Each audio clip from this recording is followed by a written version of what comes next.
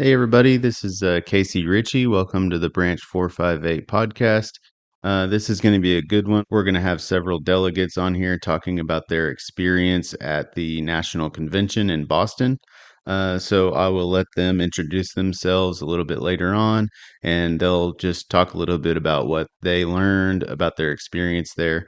But just a few things from me.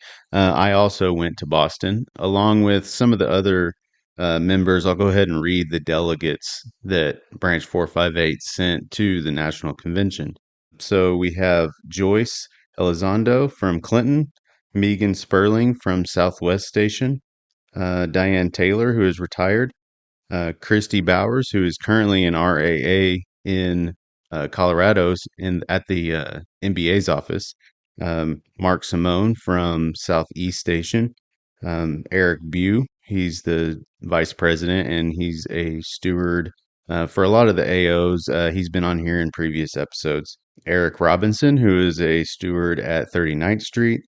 Chris Prieto, who is our editor for the newsletter. He's also the MBA. He's the steward at Chartel. We have Derek Smith, and then David Miller, and then Steve Riggs, who is our recording secretary. So, and then myself. So, all of these members were able to go. How do you become a delegate to go to national? How does that happen?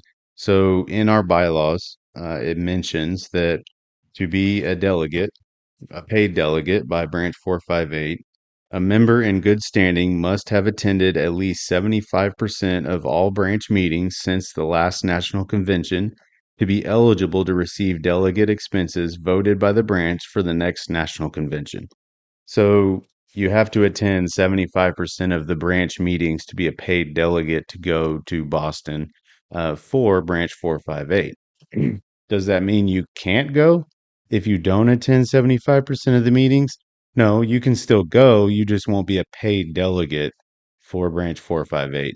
And the intent on that is so that um, you're in the know of what this branch is representing. You're aware of kind of what goes on at meetings because national convention is basically a branch meeting on steroids. It's huge. There is about 6,000 members there in total from every state and territory that we represent from the NALC. So it's very overwhelming the first time you ever go. Something that Steve Riggs likes to say a lot is the first time you go to national, you'll walk in and you'll see all the letter carriers there, and you'll think to yourself, well, if they're all here, who's delivering the mail? So it's a very good, overwhelming sight to see. And I'll try my best to put a picture. I took a few pictures of the mass, the crowd from behind. So I'll try to post that with this episode somehow. So that's a little bit of how to be a delegate for Branch 458. So what do those delegates do when they're at the convention? So our biggest role there is to represent our members from Branch 458. And how we do that is we vote on several items while we're there. So that could be official bargaining positions of the NALC. That could be amendments to our national constitution, the NALC constitution. It could be just motions that were brought to the floor. So someone will introduce one of those things, and then the body, everybody that's there at the national convention, is able to vote either yay or nay on those items. So let's just go through a scenario. Let's say that there is a national um, bargaining position being brought to the body at the national convention. That could be something that is voted on at a branch level. So someone like I could have an idea that I bring to my branch, and I've mentioned one in the past, so I'll just use that one as an example. So this isn't how this one was introduced, but for the sake of talking about it, let's just pretend like this is how it was brought up. So Eric Bew had an idea to make the annual leave carryover that that has been increased by several MOUs from the 400 and I think it's 420 hours or 460 hours of annual leave. It's been increased to 520 for several years since COVID. That our rollover for annual leave is 520. So his idea was to bring to the branch that we make that our official bargaining position of the NALC to increase our annual leave rollover to 520 permanently. So that would be something written into the contract, and we no longer have to get MOUs for it. So he would bring that idea to the branch, and then the branch would vote on it, either yay or nay. We agree with that or we don't agree with that.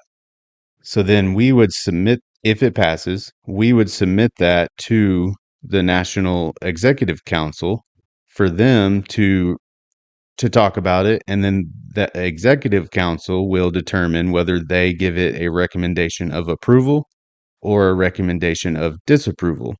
And so then at National Convention, those those resolutions are read before everybody, and the chair, which is the president, Brian Renfro, will tell everybody, or someone that's reading the resolutions. They kind of, there's so many of them that they kind of cycle through who reads them.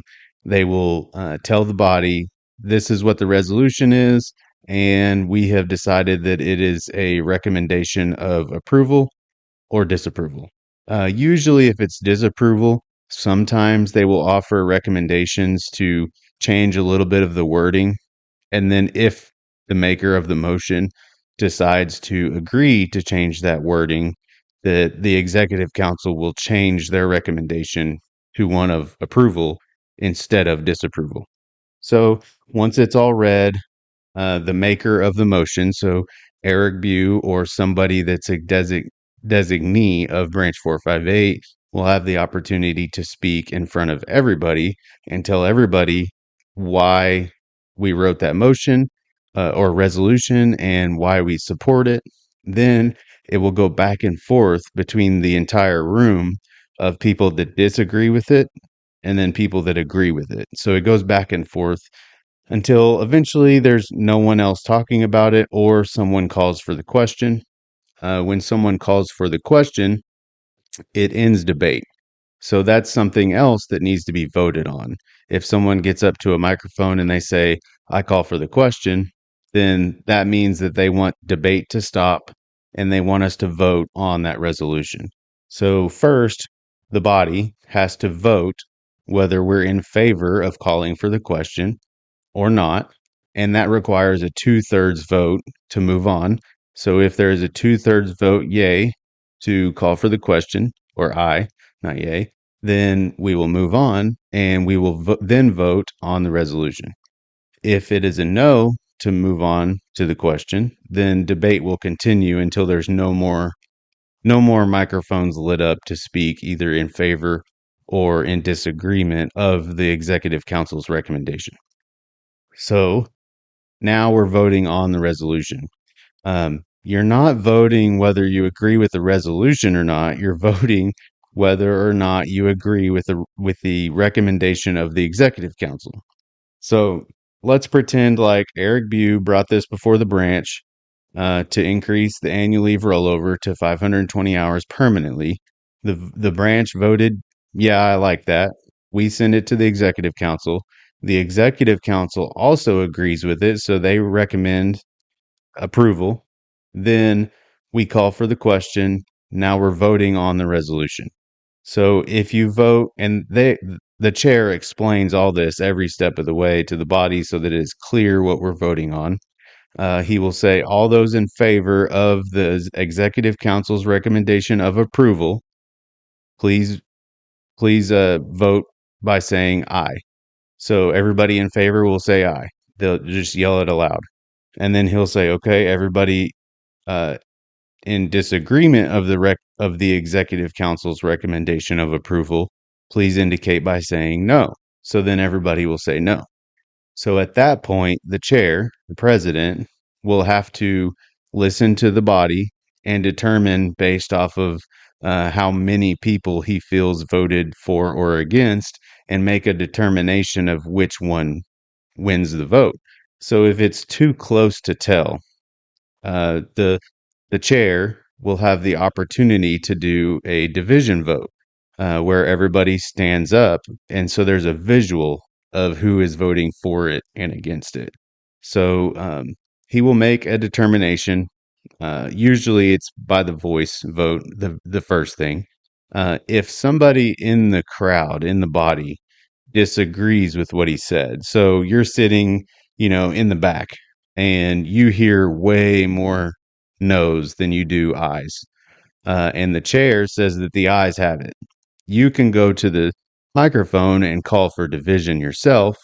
The chair will call you to the stage up front where you can see the visual. So he'll ask everybody to stand that voted in favor of it. He'll ask you to sit, and then he'll ask everybody to stand that was in favor of voting no for the resolution. So at that point, the person that called for division can either agree, okay, you're right, I see it now, the ayes have it, um, and I agree with you. Then it's done. We move on. If the person that called for division still disagrees, he can call for what's called a teller vote. And a teller is somebody that you go to the front of the room. There's about 30 people, and the chair will tell everybody you have about 5 minutes. We're going to lock the doors to the meeting room. He asks for all the guests to leave the meeting room because only delegates to the national convention can vote. So then the tellers will go out to each section, and the chair will ask everybody to stand again if they are in favor of the executive council's recommendation of approval for that resolution. The tellers will have clickers in their hand, and they will click, counting each individual person. As they count each row, they will ask that row to sit down, and then they'll move to the next row, sit down, and so on until they're done with their section. The tellers then go to the front of the room, and they record. Somebody records how many people they counted in their section. Everybody gets added up, and then the chair will say, "This many people voted aye. This many people voted no," and that way, the body will know for sure how many people voted in favor or against, and we know for sure which side is going to win that vote, either the ayes or the noes. So in this convention, I had the privilege of being a teller, which was something very cool to do. I was honored to be selected to do that. I got a letter, I don't know, maybe 5 months before nationals started, and it asked me if I wanted to do it. I had to accept, send in that letter, and I thought this would be a good convention to do that at. Um, I think typically, just from what I've heard, I've only been to two national conventions, and in Chicago, I believe there was only one teller vote. Usually there's only maybe one, two, or even no teller votes at all at the national convention. This convention, we had 12. So I believe it was a record for how many teller votes there actually were. So that was pretty interesting to be a part of, and I'm glad I was there for it. So hopefully that explains a little bit of what we do at the national convention. Some of those resolutions range um, from various topics. There's a lot of different things that are introduced across the nation as far as what we vote on as a body, and the intent of that is to get what the entire nation wants us to do. It's not just one particular branch. It's not one member. It's what the whole body wants us to do. What our position is for everybody, not just for one particular region. So some of those resolutions passed, some of them didn't. Um, and that open debate gives you a good idea of how the rest of the country's thinking. So sometimes calling for the question immediately isn't really doing anybody any justice because you end debate, and hearing that debate sometimes, even though it is time consuming, allows you that insight to know what's California think about this, what's Florida think about this, what does Massachusetts think about this. So it's pretty cool to see that debate. One of the things that comes to mind that I didn't think about, and then we opened the Florida debate, and it was very clear this guy was probably an arbitration advocate or step B advocate or something, but the resolution was for the national bargaining position of the NALC to change to where once a contract has expired, that our COLA raises will continue past expiration until we get a new contract. And so in theory, that sounds great, right? That sounds like something, why wouldn't we agree to that? But this guy got up and he spoke. Something I didn't mention before is we only have 3 minutes to speak. If you go to a microphone, you're limited to 3 minutes. So he gets up there and he talks in disagreement of this resolution, saying that if we do that, um, let's say right now, we're all waiting on a contract. We go to arbitration and we are getting our COLA raises. They never stopped. The Postal Service could use that as a position to say, well, they've already come out ahead. They're already receiving their COLA pay. So why would we agree to pay them more? So it kind of loses some of our leverage whenever we're going in for contract negotiations, because although it is a bad thing right now, we're all suffering, we're all waiting on that contract, we're all hoping that there's a significant pay increase just to catch up to the economy, but we lose that leverage if we were to continue to receive colas. So that's something I didn't think about, and he had a very good point. And I believe that resolution ended up getting denied by the body. It did not get passed. So that will not be a negotiating position of the NALC moving forward. So something else to mention is just because we pass any of these resolutions, it doesn't mean that immediately it will go into effect. All it means is that that will now be the official bargaining position of the NLC. So it's still something that we have to go to the table for. It's still something we have to negotiate for. So just keep that in mind. There, and I was guilty of it too. Something would pass, and I go, "Oh, great!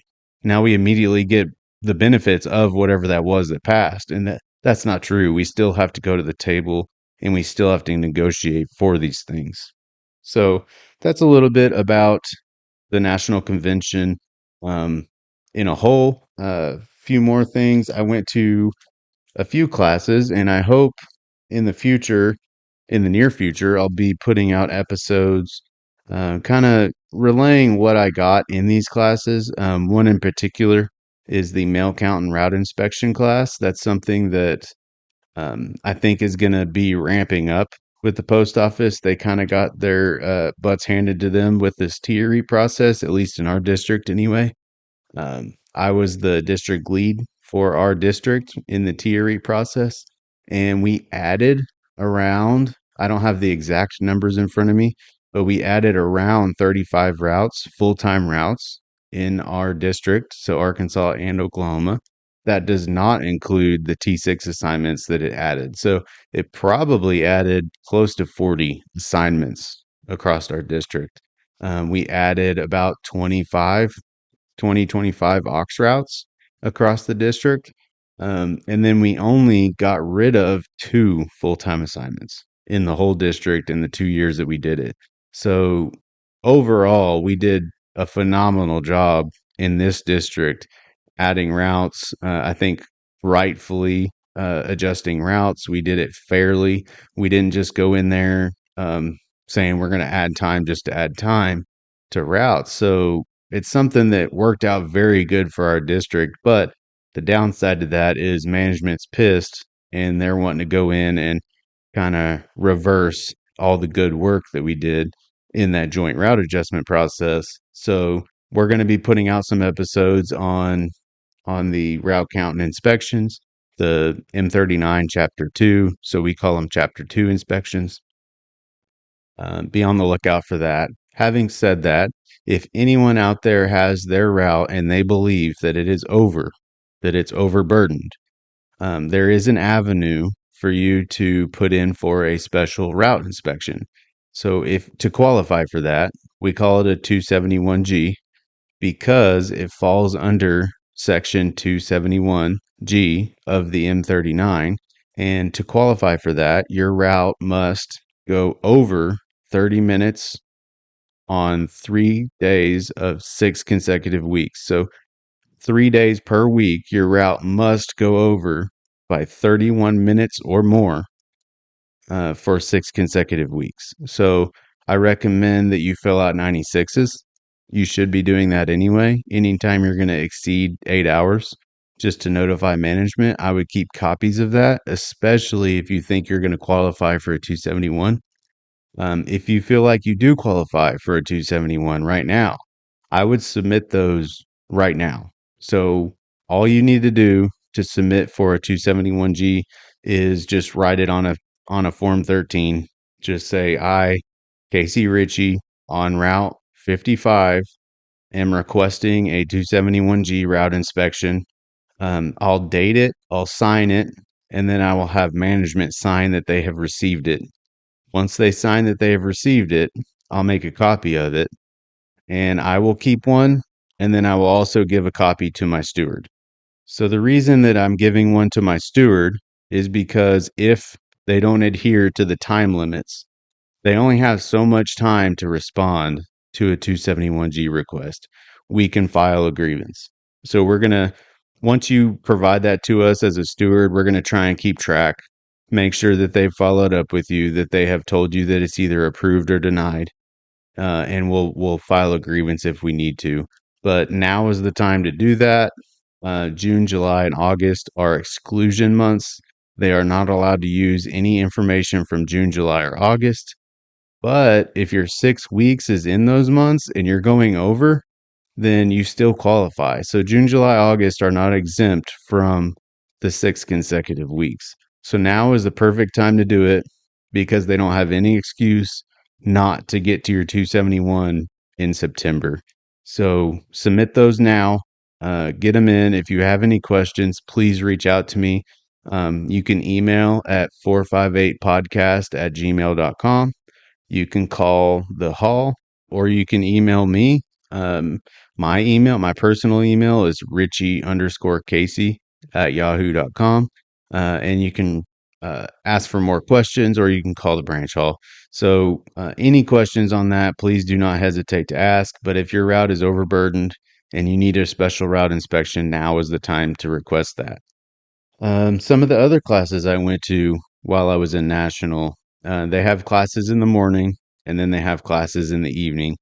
Um, I didn't attend a few of the classes. One of them was I actually had the teller meeting, so that was during one of the classes. So I had to go into the convention room and meet over the teller. So I wasn't able to go to one of the classes, and then another class. The alarms were actually going off in the building, and they evacuated the building. So I missed a couple classes, but for the most part, I was there the entire time.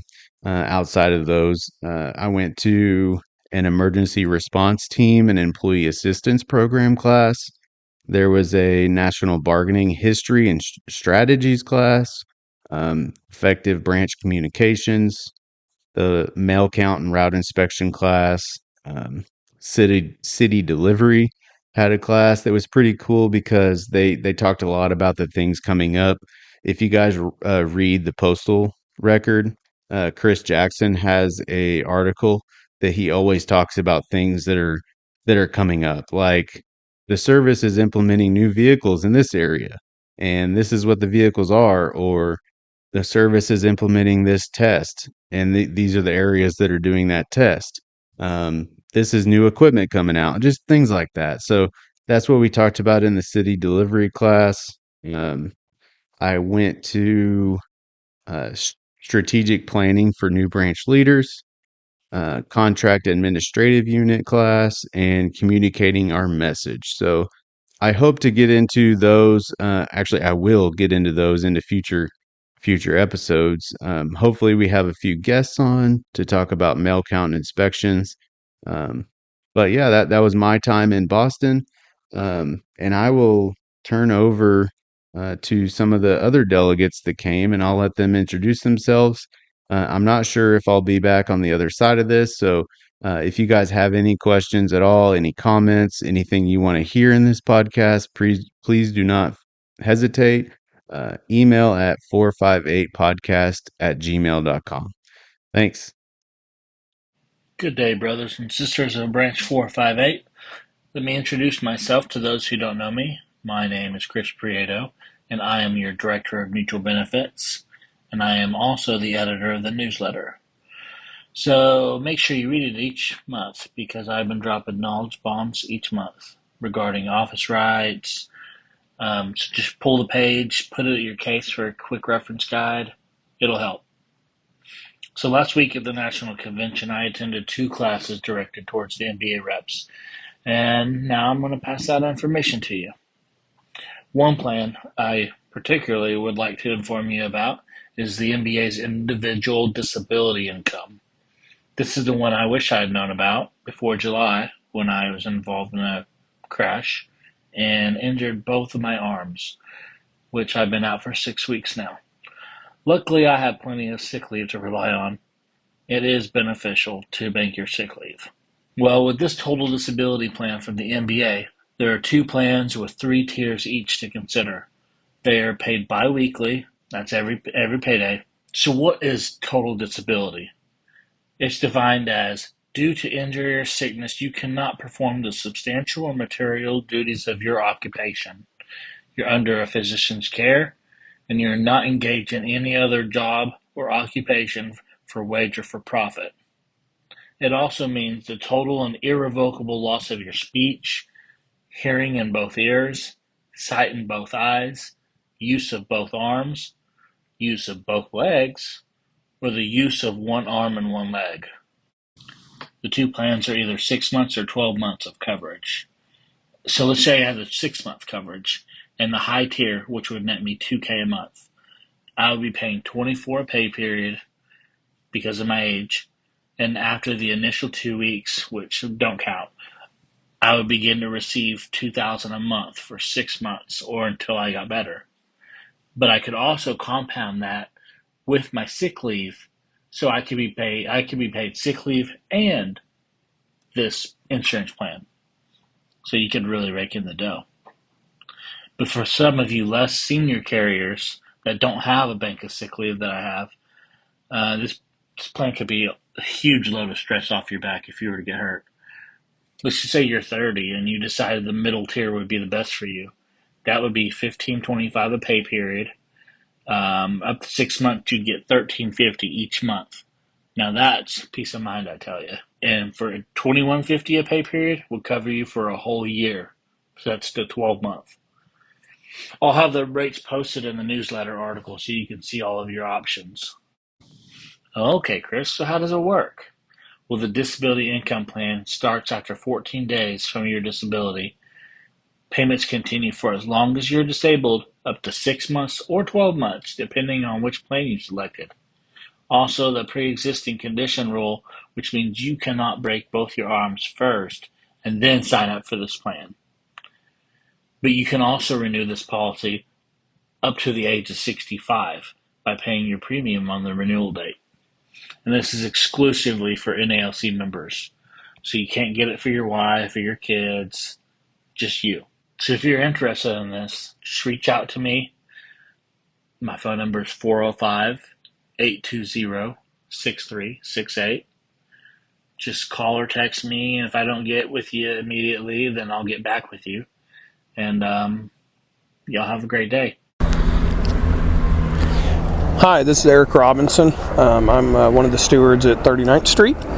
Last week, I got to go to Boston to the NALC National Convention. I want to thank the branch for sending me as one of the delegates. It was my first convention to attend. It was really exciting. Pretty much every day started at 7:30 a.m. With some training until 10 a.m. Each day we'd have 5 different classes to pick from. Like the first day, I got to attend a class on communication in regards to communicating with your union membership, newsletters, podcasts, things like that.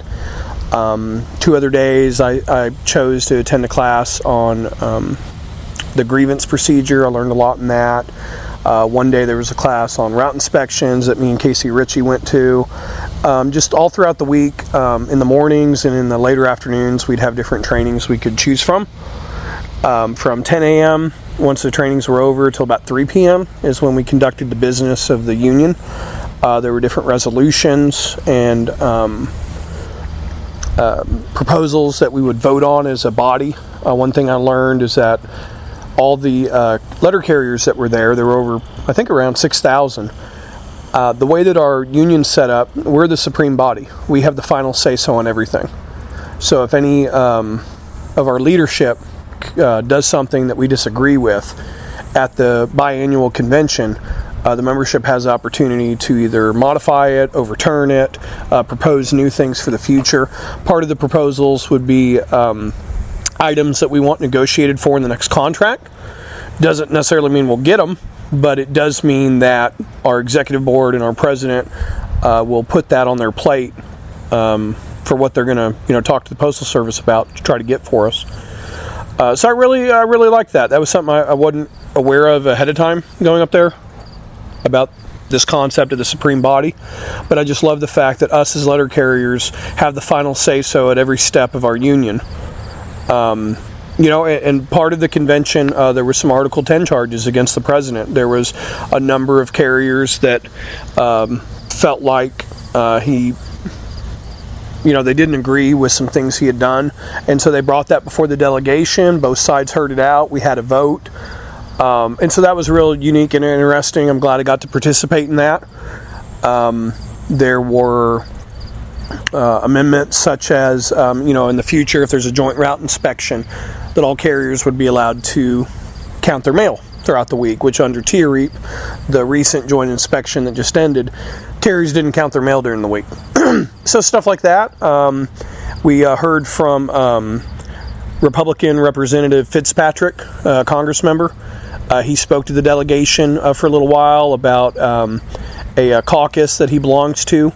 Kind of like a coalition of moderates from the Democrat Party, the Republican Party, trying to come up with bipartisan solutions, and they've been instrumental in several key legislative efforts for the Postal Service and for our union. We heard from another Democrat Congress member.